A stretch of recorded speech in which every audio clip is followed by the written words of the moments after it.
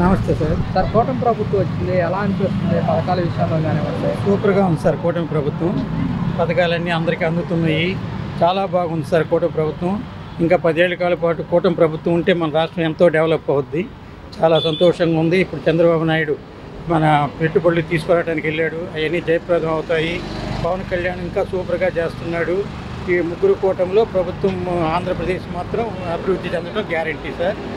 ఇదే 2047 మాత్రంకి మన ఆంధ్రప్రదేశ్ ప్రపంచ స్థాయిలో గుర్తింపు వస్తుందని ఆశిస్తున్నాను సార్. మరి ఇప్పుడు కొంతమంది అంటున్నమాట, ప్రభుత్వం వచ్చినా కానీ పథకాలు ఏమీ రావట్లేదు, గతంలోనే వచ్చింది. అది అంటే మామూలుగా కొంచెం ఇదేదో అమ్మఒడి ఇలాంటివి ఆగుండేవి సార్. అవి నెక్స్ట్ ప్లాన్ చేస్తున్నారు. ఇప్పుడు రోడ్లు అవన్నీ వేశారు కదా, ఒక్కొక్కటి ప్లాన్ చేసుకుంటా నిధులు సమకూర్చుకుంటా వస్తున్నారు. అది మనం అర్థం చేసుకోవాలి కదా సార్, ప్రజలు అది అర్థం చేసుకొని చేయాలి. అది సార్. అమరావతి కూడా పూర్తి చేస్తామంటున్నారు. అమరావతి నిధులు ఇచ్చి పని స్టార్ట్ చేశారు. మీరు తెలుసు, పోలవరం డ్రై-ఫామ్ స్టార్ట్ చేశారు. చూస్తున్నారు కదా, కొంచెం లోటు బడ్జెట్లో ఇవన్నీ లాక్కొని వస్తున్నారు. మనం అర్థం చేసుకోవాలి కదా సార్. మనం నెలాఖరికి జీతం వచ్చేలా వాళ్ళ పిల్లలు స్కూల్ ఫీజు కట్టమంటారు. బాబు ఈ నెలలో ఒక 500 కడతాం, వచ్చే నెల కడతామని చెప్పుకుంటాం కదా సార్. అలాగే కొంచెం డెవలప్మెంట్ చూసుకొని చేసుకోవాలి, కొంచెం అర్థం చేసుకోవాలి. కనీసం 1 ఇయర్ దాటిన పాట కొన్ని పథకాలు రాలేదంటే అప్పుడు మనం ఆలోచించి చేయాలి సార్.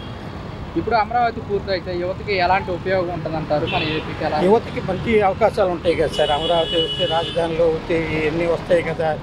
మామూలుగా అదే మన ఇంటర్నెట్ ఇవన్నీ ఇదే మన అవన్నీ వస్తాయి కాబట్టి యువతకి ప్రాధాన్యం ఉంటుంది. ఇప్పుడు లేబర్కి మంచి పనులు దొరుకుతాయి, బాగుంటుంది. అక్కడి నుంచి బస్సులకి, ఆటోలకి వాటన్నిటికి కూడా డిమాండ్ పెరిగింది.